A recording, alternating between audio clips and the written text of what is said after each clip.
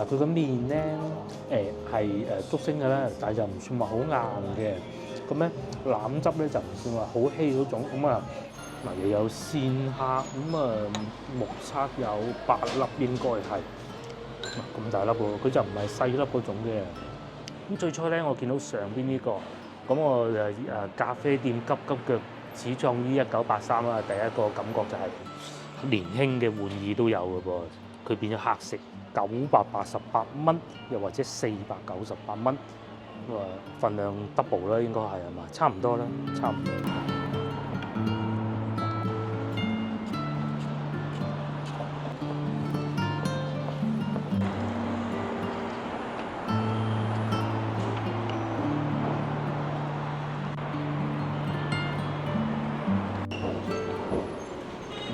Hello， 各位觀眾大家好，我而家所在位置歐莊啊。咁咧，今集影片係咁嘅。咁我諗住去農林下路嗰邊拍攝一集影片俾大家睇。咁如果各位觀眾翻到嚟咧，呢度附近究竟有咩旅遊推薦俾到大家咧？同大家講下。面前呢個咧就叫歐莊立交。咁如果冇喺廣州住嘅觀眾咧，可能好少聽到呢個名喎。係啊，因為咧喺呢度係近環市東路嘅。咁而家係翻工時段啊，梗係非常之繁忙啦。歐莊最出名係咩？就梗係面前嘅立交橋，係一個好多層，應該係有3層高嘅立交橋嚟嘅。咁一方面可以往西就去到環市東路，譬如話花園酒店嘅方向啦。又另過嚟呢邊咧，一直往東行就可以去得到天河城嘅。同埋如果想配眼鏡嘅話咧，其實呢個都係唔錯㗎。中山醫嗰度寫住中山啊，即係中山醫嘅眼科驗光配鏡。咁啊，附近咧有好多眼科嘅診所。中山醫最勁嘅幾樣嘢之一就係一個就係配眼鏡啦，第二個就係牙科啦，喺全國都好出名㗎啦。咁當然仲有其他嘅推薦啦。如果各位觀眾翻到嚟，譬如話想去西關咁，梗係睇翻我哋以前嘅影片。但係如果你話我想去下天河城啊、天河啊，又或者東山口嗰個方向咧，有咩選擇會比較好咧？住喺天河梗係可以啦，但係價錢會比較貴喎。咁有一個好好嘅推薦就住喺呢度附近啦，喺呢度近地鐵站，繼續往前行，大家見唔見到嗰塊牌就寫住歐莊地鐵站？歐莊地鐵站屬於6號線嘅，可以去得到沙面啊、黃沙嗰個方向啦。咁如果坐巴士喺呢個方向一直行，就去得到天河城嗰個方向嘅。反過嚟呢邊就可以去得到花園酒店方向。咁其實係幾四通八達嘅。眼科醫院隔離呢度仲有個麗峰酒店，啱先我睇過啦，大床房今晚價格380蚊，咁都係一個好合理嘅價錢啊！我而家先同大家去睇下，去地鐵站有幾遠咧，就真係非常之近㗎啦。喺呢條路一路行過去，嗱咁啊，大家見到哇咁多電動自行車嘅，係嘅。喺呢度咧最大一個問題咧就係好多電動自行車，不過因為而家朝頭早嘅時段，所以就梗係多啲㗎啦嚇。如果去到中午啊，過咗9點鐘啊，咁就情況會有所好轉。再嚟呢度仲有呢個歡國酒店，可惜我喺網上揾唔到佢嘅價格啦。因為附近係有好多比較高端嘅酒店，譬如話花園酒店啊、白雲賓館啊，咁所以咧呢啲相對係會低端少少，但係價格係比較適宜。如果唔係翻到嚟話要宴請客人啊，住到好靚嘅商務型嗰啲咧，以外其實揀呢啲酒店都唔錯，甚至乎包括前面仲有萬怡酒店，價格咧都唔會係太昂貴嘅，大概都係500蚊左右咯。同翻到去旅遊區附近嗰啲分分鐘可能要去到800蚊嘅咧，呢啲選擇嘅空間係大好多嘅。各位觀眾如果翻到嚟廣州對交通肯定唔係好熟悉，即使你哋可能以前喺廣州住過都好，當你見到咁嘅情景咧，肯定係認唔到嘅。即使係我咧喺度附近住咗咁多年，我都係勉強認得到。老婆啱啱嫁過嚟嘅時候咧，佢喺歐莊嗰個立交橋行咗幾轉，佢都話唔知點解翻唔到屋企嘅。好搞笑嘅。另外咧，因為呢度附近有間大學校啊，小學啊，我講緊嘅係農林下路小學，咁所以咧好多爸爸媽媽朝頭早啊接啲小朋友翻學咧，就會有出現咁嘅情景，同埋有好多人咧，佢哋翻去天河上班喎，咁咪要經過面前呢個歐莊立交咁啊，所以車來車往無論係4個轆啊，抑或係電動自行車咧，都係好繁忙嘅。咁至於對面咧，就係其中一個入口啦，歐莊地鐵站個入口。歐莊地鐵站係非常非常之大嘅，佢係5號線同埋6號線嘅交匯。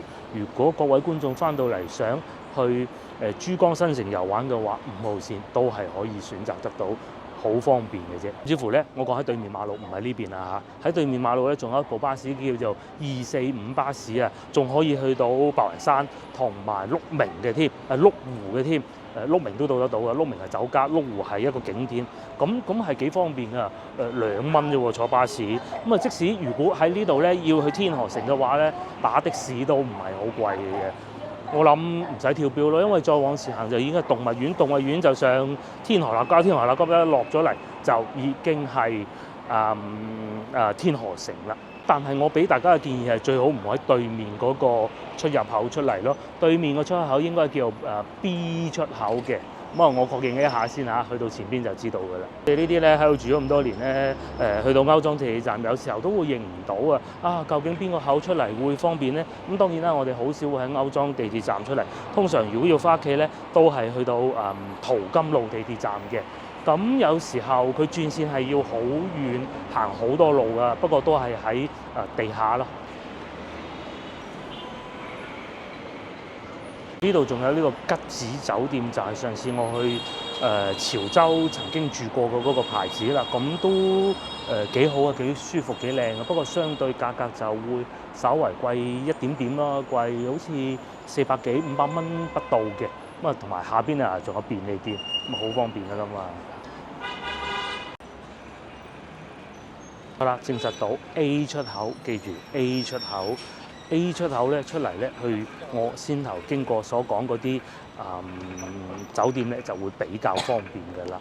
咁啊，但係咧，大家要記住啊，落去咧係冇手扶梯嘅。各位觀眾想去東山口睇下嗰啲騎樓嘅話咧，喺 A 出口就係最好啦。因為咧，佢哋都係屬於6號線，地鐵6號線。咁地鐵6號線仲可以去到啲咩地方咧？多咯，去到文化公園係咪6號線？好似係文化公園就可以理解係上下九步行街啦嚇，喺嗰度行過去，咁又可以去得到黃沙地鐵站啦，即是話沙面同埋西關松貴路啊，各種嗰啲咯，幾方便嘅。甚至乎仲可以去到北京路喎。好啦，廢話少講，我哋繼續行。咁如果往呢個方向行過去咧，呢度咧就係農林下路小學，係朝頭早超級塞車。不過我都試過朝頭早揸車經過呢度，係令你好苦惱嘅一件事情。但係如果到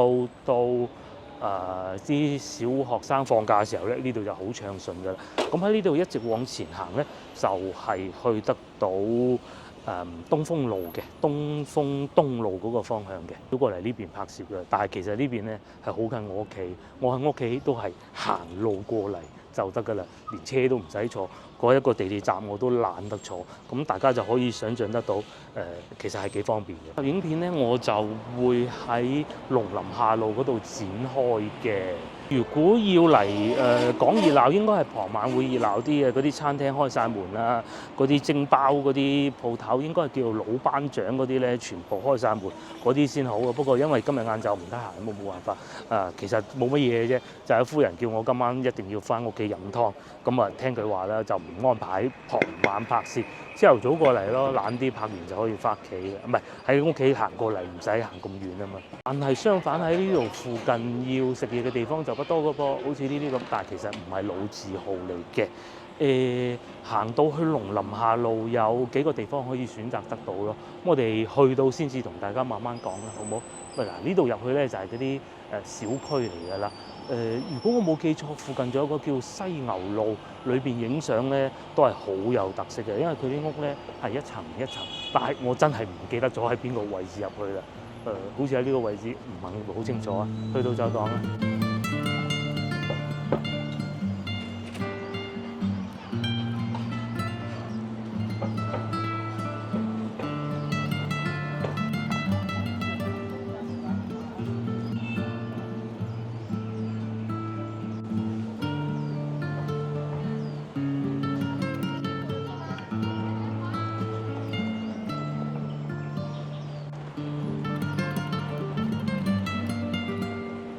嚟到呢度咧，仲有兩個大嘅地標，不過對於觀眾可能唔係太認識同埋唔係太需要。第一個就係對面嘅廣東省教育廳啦，冇錯，廣東省教育廳。鏡頭轉過嚟呢邊咧，就係廣發銀行嘅總行啦。咁佢唔似話其他嗰啲銀行咧，喺珠江新城啊，又或者喺元江路啊各種嘅，佢就喺呢度嘅。咁喺前邊呢度咧，就已經係東風路嚟㗎啦。咁打橫嘅東風路就係東西走向㗎啦。咁我會跨過東風路一路去農林下路嗰度睇下嘅。至於喺對面，大家見唔見到有個餐廳？我一路都想試，只不過我同老婆嘅影片係好少過到嚟呢邊拍攝㗎。咁啊叫文華居，已經開咗好多年。憑我嘅印象，我開始對佢記得嘅咧，就係大概係02年左右啦嚇。咁至於會唔會更早咧，我唔知嚇。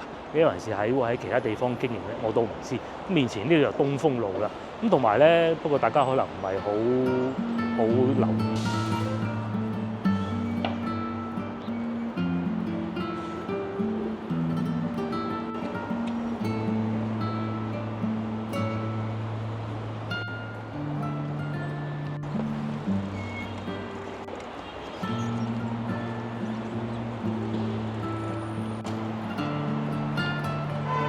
你過到嚟農林下路呢度咧，就會見到呢個酒店柏萬酒店，都係國產牌子、國內嘅牌子啊。不過價格咧更為便宜，譬如話好似我哋啱啱查到呢個咧大床房，今晚價300蚊啫。咁啊，即使雙床房都係342，但不包，但冇早餐咯。咁喺呢度嘅話咧，要去農林下路或者東山口咧就方便啦。咧佢又啱啱卡住喺中間，去東山口地鐵站又有點兒距離，去農林下路地鐵站又唔算話勁近嗰種咯。同先後嗰個對比啊嚇，快咧我哋又嚟到農林下路啦。咁我記得之前呢度因為有個交通嘅執法部門嘅交警嘅地方啦嚇，咁所以咧經常會塞車啊。但唔知點解對面都圍晒水馬，咁啊肯定係同疫情係冇完全任何嘅關係㗎啦。唔知點解啊？可能係整路啩嚇。鏡頭嘅正前方一直行就可以去得到東山口嗰個方向嘅。咁啊，農林下路都好多嘢睇嘅，慢慢睇。咁我哋去到再講下。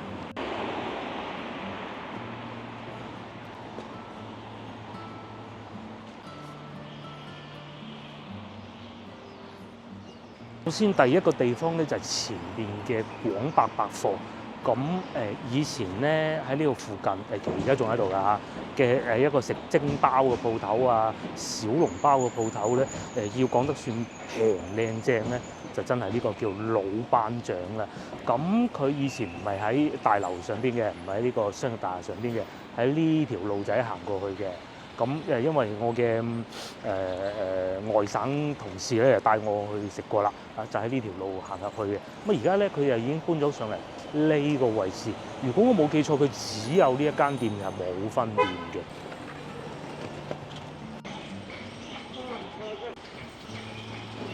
如果大家對小籠包係好情有獨鍾嘅，好想食嘅，我認為以我認知啦嚇，喺廣州嚟講咧，價格平呢間係無出其右㗎啦。一籠小籠包豬肉嗰種20蚊樓下就可以食得到㗎啦。不過朝頭早佢係唔會開門嘅，去到傍晚應該唔係傍晚，應該到中午11點鐘先至開門迎客嘅啫。條路都好多嘢食㗎噃，呢個係食唔知食咩啊？食粉㗎我估。隔離竟然仲有金利來，又或者呢個喜茶都係有嘅。咁啊再嚟呢個四季經味咧，我之前係叫外賣叫過嘅啫，冇想象中咁精彩咯。不過可能堂食會好啲。佢都係外賣鋪頭嚟嘅，咁應該係食嗰啲而家係賣緊早餐嘅時段咧，有豆漿啦，有蒸包啦，咁樣咯。價格係睇唔到價格，早餐嘅價格我講。咁啊，早餐營業時間6點半到9點半。我相信應該幾正宗吧啲味道。除咗我哋面前呢個廣百百貨，佢仲有超市啦，永旺超市啦，喺老城區之中咧，佢呢個都算開得比較耐㗎啦。新開嘅有幾間啦，但係同佢比都係呢間開咗起碼超過10年以上㗎啦。咁啊有超市買下嘢都好，咁啊再嚟仲有咖啡店嘅，唔知點解咧呢條路咧全部都喺度整緊喎。咁啊我相信過到農曆新年之前應該會整好，因為佢係翻新地磚嘅啫，我哋都可以睇得到嘅。咁啊亦都唔會影響出行嘅嚇，但係你就唔好拎住太大個行李咯，咁啊將啲行李擺喺酒店咁就得㗎啦。繼續往前行就已經係東山口，直接入到去就係龜崗㗎啦，係可以用步行嘅方式過去，唔會太辛苦。再嚟呢度附近有個大醫院，咁如果疫情嗰陣咧，我啊推薦呢啲旅遊路線咧，大家千祈唔好信我。但係而家咁啊好咗，應該叫廣東省藥學院啊，我唔肯定啊嚇，醫科大學啊，廣東藥科大學。咁應該係藥學院啦，冇錯啊，係啊。然之後繼續往前行咧，就會去到中山一路。中山一路咧，其實就係東山口，或者叫龜崗嘅入口嚟嘅。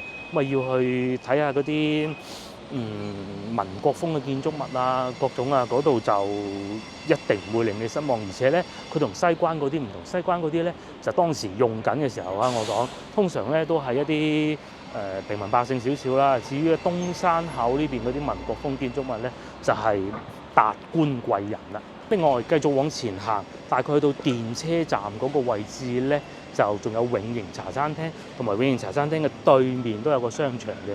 咁去到先講啦。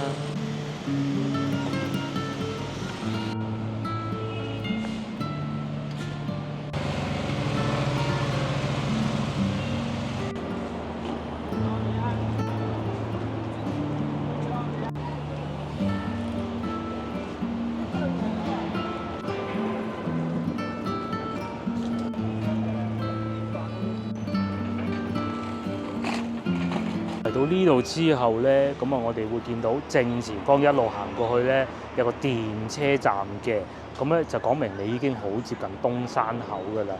喺對面呢度又有一個大商場，我已經唔記得叫咩名，東山現代城啊定咩啊，咩錦繡咩，但係不重要。佢咧就係可以直接通往東山口地鐵站㗎啦。咁如果各位觀眾翻到嚟唔想好似我咁樣行，想直接喺歐莊過去東山口，咁梗係坐地鐵一個站就到，唔好喺呢個站出口，喺對面嗰度出，咁啊有好清晰嘅指引㗎啦。即便好似先頭我咁樣行，大家都見到㗎啦，又整路又翻工時段，因為佢條路夠闊啊。咁所以咧，其實唔係好難行，除非你拖住好多行李咯。嚟呢度就有永盈茶餐廳啦，唔知佢而家開工未咧？如果開工，我想喺度食個早餐，睇下先。未開工嘅，冇辦法啦，裏邊都冇客人。咁再嚟喺呢個方向過去咧，其實就係竹絲崗啦。呢度一路可以去到中山醫嗰個方向，即係烈士陵園嗰個方向。咁當然需要行得比較多路程啦嚇。餐廳幾好噶嚇，大家有機會可以翻嚟試下。如果喺附近都諗唔到食乜嘢喎，又想食下呢啲燒鵝啊，佢做咗好多年㗎啦。到農曆新年期間都會開門嘅，因為我已經證實過，至少舊年有嚇。對面咧就係我先頭所講嘅東山口附近的大商場啦，就係呢個啦。又有奶茶飲啦，又有咖啡店啦，又有三文治啦、萬寧啦、美心啦，一應俱全。跟住喺呢度一直往前行，大家睇見個大路牌就已經知道，可以去得到署前路啦、中山一路、署前路，即是龜崗，即是東山口。亦都係好多廣州人好有情懷嘅一個地方啦，就係電車總站啦，喺廣州其中一個電車總站。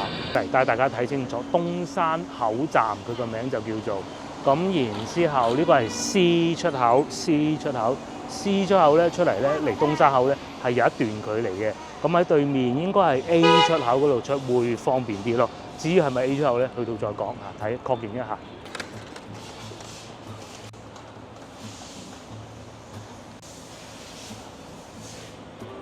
OK， 咁嚟到呢個地方咧，我哋已經睇得好清楚啦嚇。如果要去東山口兩個地鐵站口，一個係 F 出口，靠右邊即係全家便利店嗰度咧。左邊其實一樣嘢，兩個地鐵站口出嚟都唔需要過咁大條馬路 F 出口，大家切記切記。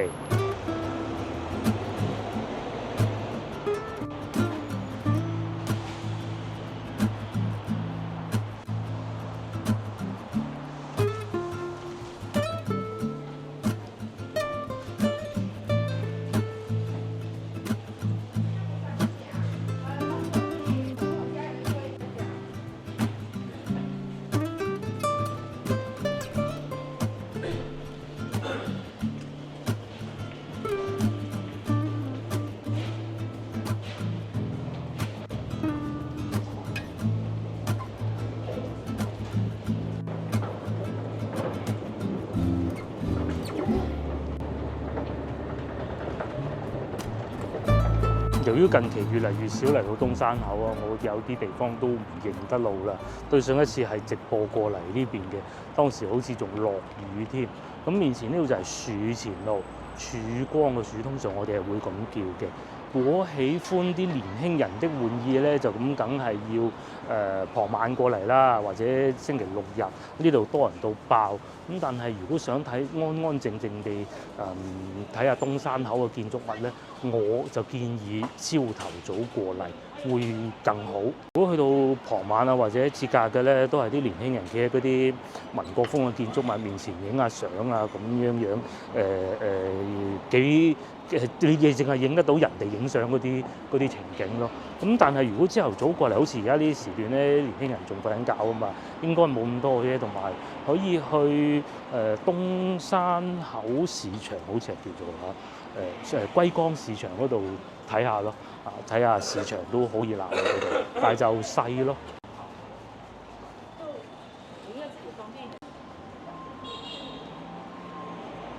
到東山百貨大樓咧，南面前呢度啊就係廣州其中一間好老牌嘅百貨公司啦。咁裏邊好多嘢賣嘅，去到每年差唔多年末差唔多呢個時候啊，可能仲會有打折嘅。咁因為我哋唔係經常過嚟啊，所以唔知。咁但係打折呢樣嘢對於各位觀眾應該都作用不大吧。前邊呢度就有一個巴士站，就已經係嚟到龜崗㗎啦。呢度就係東山口地鐵站1、2，咁啊教大家睇下呢個啦，不如上邊寫住1，跟住12，下邊寫住6同埋14。咁其實後邊個數字你哋可以唔使理嘅，1就代表1號線，6就代表6號線。咁你哋簡單記一下就得嘅，6號線啊，旅遊線路咯，去到北京路，又或者啱先嘅歐莊，而家嘅東山口、黃沙都全部都去得到嘅。跟住6號線嚟遊玩就冇錯嘅。咁第二個咧就上邊個1咧就係地鐵1號線，就係最老牌嗰啲咧，沿住中山路行嘅，一路去到芳村咯。咁啊大家知啊，又會經過公園前地鐵站，咁大家應該比較熟悉啦吧。跟住我哋就喺呢度行入嚟啦。咁喺呢度咧可以轉左就去龜崗，轉右就過去應該係煙墩路啊。如果我冇記錯，就係嗰個方向嘅。咁啊前邊咧我哋見到有個一記麵館，咁好似幾好嘅喎，試下啦，不如睇下有冇位同埋開咗門未先。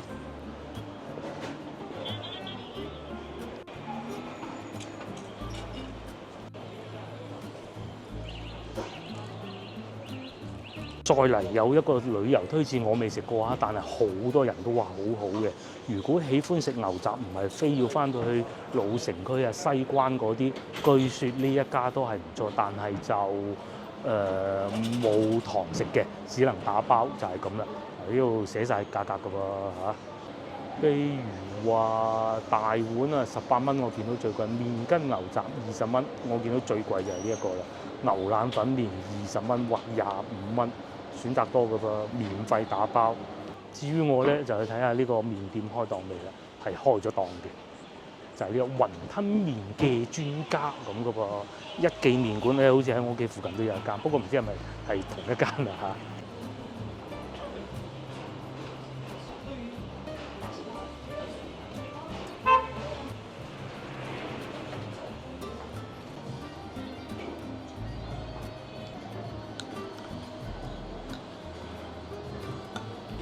我嘅嘢食就到咗啦。咁我叫咗個五寶淨雲吞係中份嘅24蚊，然之後咧仲有個腩汁撈麵12蚊，幾好喎！可以坐喺外邊半戶外呢度食。咁其實佢哋都有室內嘅嚇，只不過咧有兩個原因，第一個咧裏邊好似已經坐得悶啦，第二個咧裏邊有好勁嘅音樂，咁我就選擇翻坐出嚟外邊啦。咁啊腩汁撈麵嘅價格係12蚊，仲有豬油撈或者蠔油撈嘅，豬油就不必啦，蠔油我又唔係太喜歡。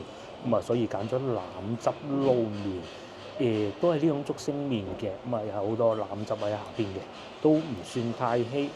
至於雲吞咧就24蚊，都幾大粒嘅喎，睇到裏邊嘅餡嘅喎，同埋坐喺呢度咧係可以就咁望住東北啦，我哋會叫東北嘅東山百貨大樓啦，又或者對面嘅巴士總站啦，咁咪幾舒服嘅啲麵先，份量都唔少嘅喎。我仲以為好細住嗱咁嘅，如果冇記錯，應該係同我屋企附近嗰間係一樣嘅，喺嗰度叫做華僑新村下邊嘅市場咧，係有一間分店嘅。咁以前我都經常會食，踢完波咧就會買一份翻屋企啦。老實講價錢唔平，但係出品係幾好嘅。試下啲麵先。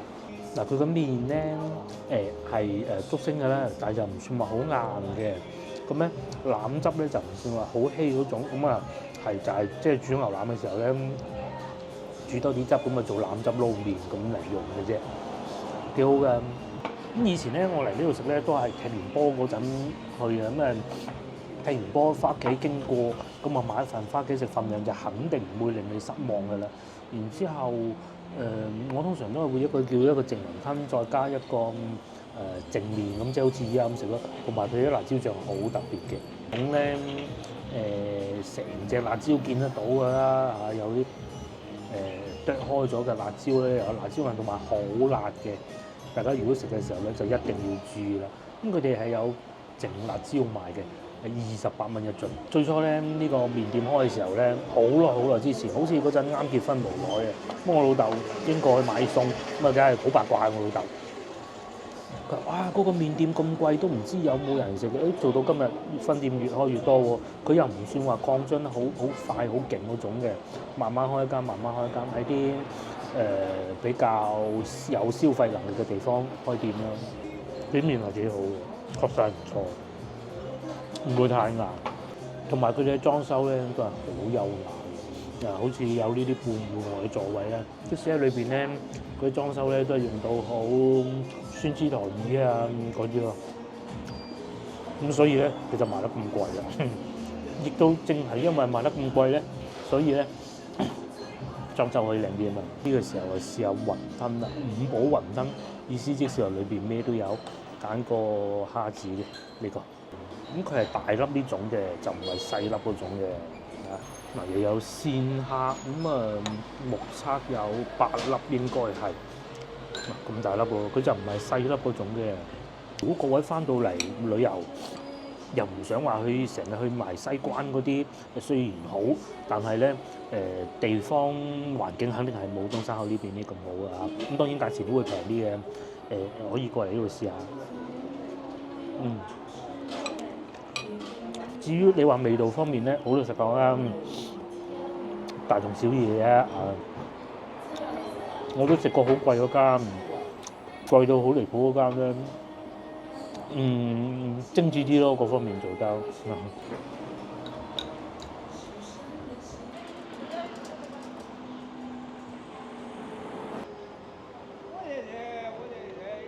好啦，我又食飽飽，大家睇上嗰一點咧。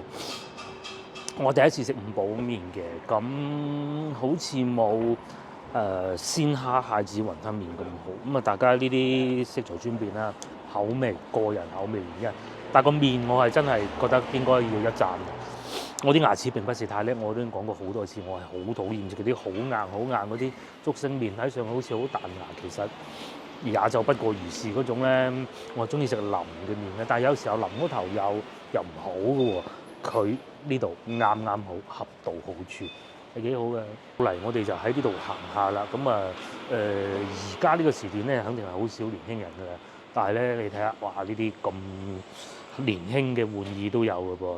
佢變咗黑色，或者買下啲手袋啊咁。對於我嚟講，梗係唔識啦。對面咧呢個便利店隔離飲嘢嘅地方咧，我記得都係年輕人好喜歡的。乎呢個都係好似係飲酒定飲咖啡，我唔係好記得啦。但係而家朝頭早變咗係賣花嘅，佢係賣花，可能啲人買咗啲花咧嚟喺度影相吧，我估㗎咋。我仲係阿姨喺度賣鹹魚花生嗰啲咁樣樣添。咁啊，繼續往前行咧，就係廟前西街啊、啟明大馬路各種嘅。咁我係越嚟越少過嚟呢度拍攝，因為真係唔識㗎。咁但係咧嗱，呢度都有早餐㗎噃嚇，咁樣坐住喺度食㗎噃。咁啊，再嚟如果呢度飲茶咧，其實都係有一間嘅，就係呢個金城賓館啦。我記得之前有一次嚟呢度拍攝，咁然之後咧就揸車過嚟嗰陣懶醒啊，即係架車啱落地咁樣，跟住周圍揸嚟東沙口，我真係傻嘅。咁當時咧我就喺呢度停車，然之後發現都有得飲茶嘅喎。應該嚟講喺東山口附近咧，為數不多嘅可以飲茶嘅地方啦。金城賓館都係做咗好多年㗎啦。你係可以喺呢度食份西式早餐都得嘅。咁啊睇下呢啲，或者睇下面前呢啲咁有民國風嘅建築物啦。正如先頭所講啊，以前咧都係啲達官貴人喺度住嘅。咁啊，其實而家咧都有啲平民百姓喺度嘅嚇，但其實都有不少達官貴人。但係好多地方咧都變咗係潮人嘅地方啦，買下呢啲小玩意啊。前邊呢個咧，佢好多餐廳咧都係用英文字嘅，就係唔係話我啲英文唔叻，我啲英文唔叻就頂㗎啦。咁但係咧，其實你又完全估唔到佢係做咩生意。你唔同話翻到去西關嗰啲咁，一睇就知佢係賣咩㗎啦，係咪？呢個應該係飲啤酒嘅嚇，精釀啤酒嘅，就係咁樣一個好民國風嘅建築物，同埋有好多咧係有歷史嘅古仔喺後邊嘅。但係都經過保育就變成好似面前呢啲咁咯。咁嚟呢度影張相都係幾好嘅，冇錯啦。呢度係飲啤酒嘅，因為我之前經過，佢係10點鐘就開工咯。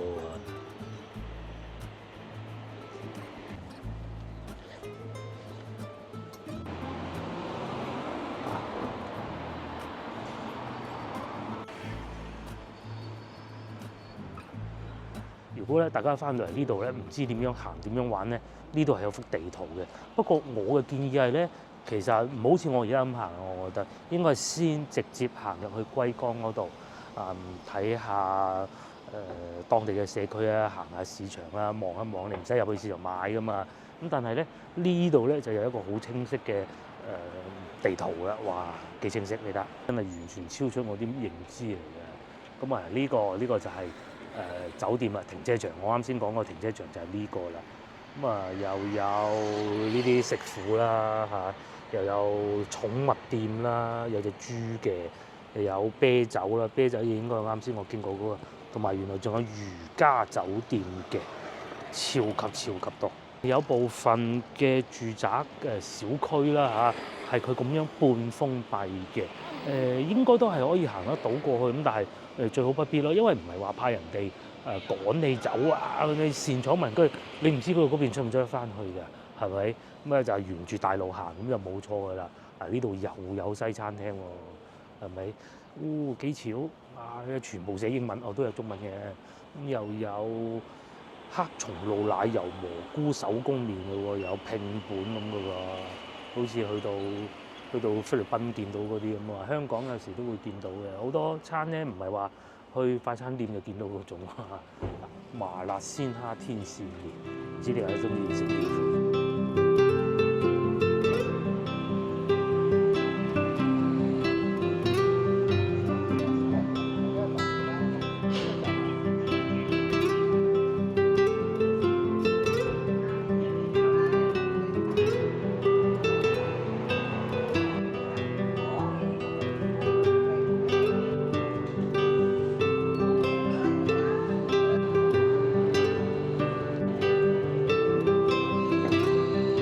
大家真係估唔到佢哋點樣混合埋一齊嘅。咁最初咧，我見到上邊呢個，咁我咖啡店急急腳始創於1983啦。第一個感覺就係冇理由㗎，大佬啊！急急腳呢3個字點會係1893咧？ 1993都唔會啦。其實講緊嘅係下邊呢個富裕拿鐵啊，哇！係咪真係飲到好絕咧？我就真係唔敢飲嘅。咁喺永慶坊都有佢哋分店咯嚇，後生仔鋪頭飲咖啡嘅，有人㗎裏邊。繼續往前行就都係會見到好多呢啲民國風嘅建築物係真係有人住喺上邊嘅。咁同埋仲有好多呢啲嘅，呢個都係賣衫同埋飲嘢嘅。佢哋呢度附近咧好多鋪頭咧都係好中意講話賣衫同飲嘢係擺埋一齊嘅。飲嘢梗係飲咖啡就唔飲奶茶啦。譬如話呢度又有一間，呢幾間咧雖然我未飲過唔識，但係咧我知道都係好出名嘅。好似呢個咁啊，熱朱古力，又有烏龍茶咁樣樣嘅喎，25蚊一杯，咁係咖啡嚟嘅。有好多呢啲民國風嘅建築物裏邊咧，你係唔知佢做緊咩，佢可能有時候會有啲展覽啦。但係呢個咧就唔同，呢個係做美甲嘅啊。咁啊，隔離又有攝影啦。咁啊，一路沿住呢個行翻出去咧，大方向啦，我講係可以去翻到東華東嘅。咁我係唔會去嗰度嘅，我會過翻去龜崗嗰邊啊，睇下啲阿姨朝頭早買餸。啊，前面嗰個阿姨啱啱買完餸嘅。咁啊，呢度係夠安靜同埋大單行線咯。嚟到呢度，如果用腳行嚟遊玩嘅話，係絕對唔會好吃力嘅，仲有得飲茶添呢度啊！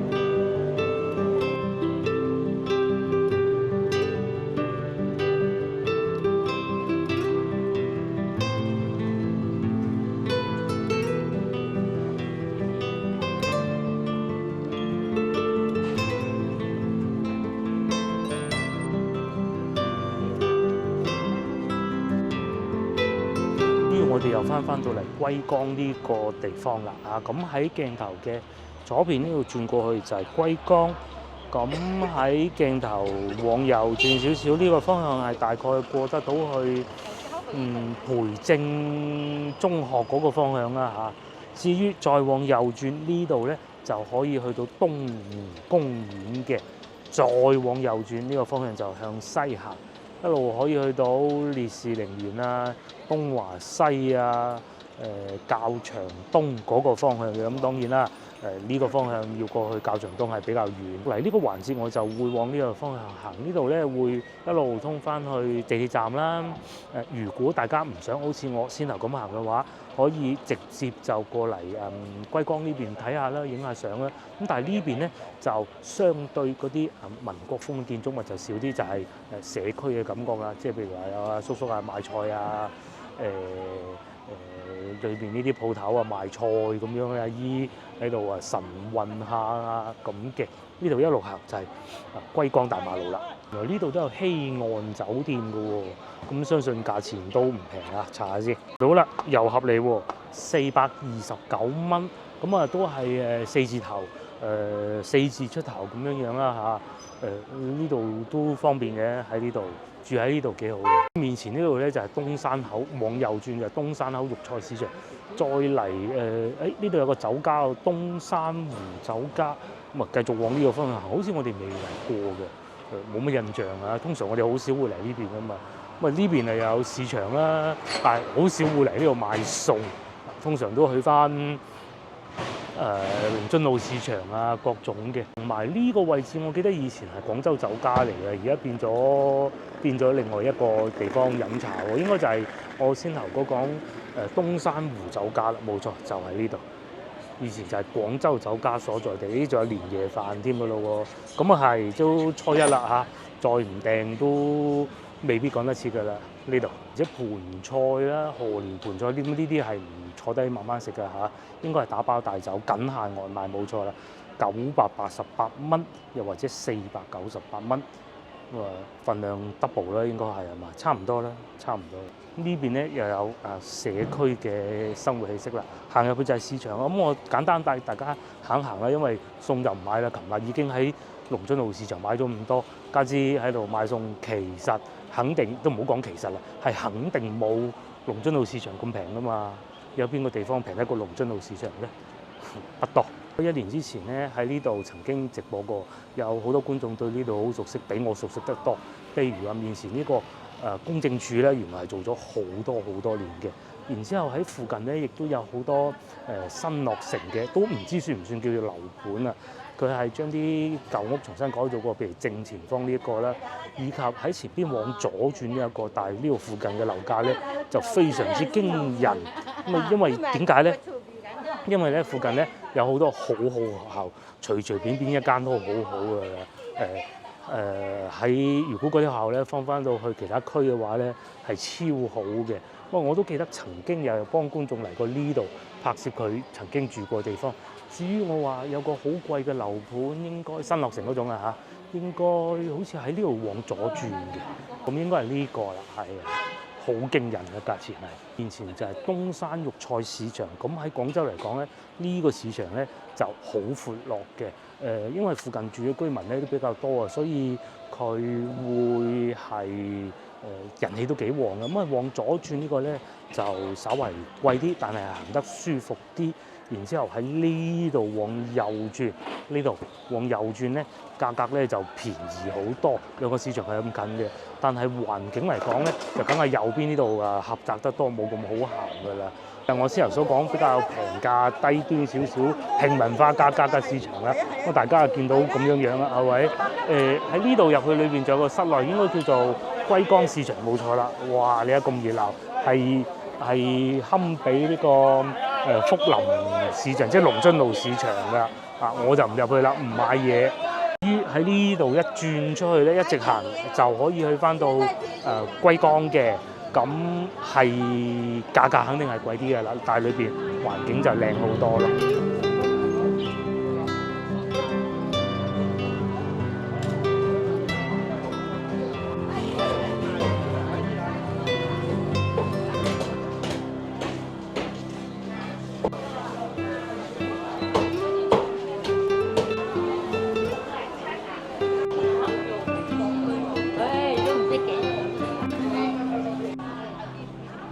咁啊簡單同大家睇過附近嘅旅遊推薦咧，一路從歐莊過到嚟呢度。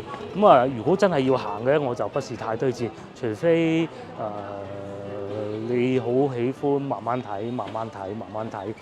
又或者農林下路對於你嚟講係好有情懷嘅啦。